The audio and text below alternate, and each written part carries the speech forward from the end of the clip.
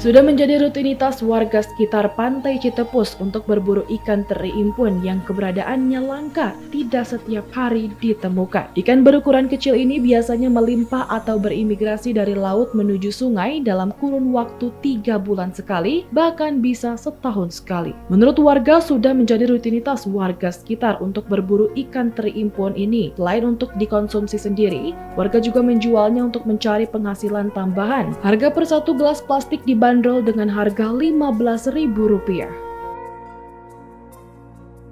Udah lama sih, udah sekitar hampir 7 atau 8 bulanan baru ada lagi ini. Setiap bulan sekali kalau emang posisinya lagi ada, kalau emang ada kondisi adanya.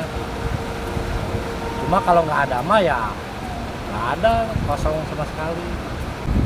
Paling sedikit kalau emang keadaannya lagi banyak nih, paling sedikit itu sekitar 2 kilo atau 3 kilo. Kalau lagi musim ya? Kalau lagi musimnya lagi panen-panennya. Cuma kalau nggak ada mah paling sebanyak juga semangkuk bakso. Rutinitas per bulanan biasanya. Oh, Orang-orang musiman sini juga. aslinya penduduk Citepus asli. Sebagian dijual, sebagian dikonsumsi. Cuma kalau untuk wilayah pantai Citepus Babarnatu ini paling juga dijualnya pun per gelas. Berapa itu kisaran berapa harganya? 15.000 sampai 20.000 per gelas aqua gelas itu.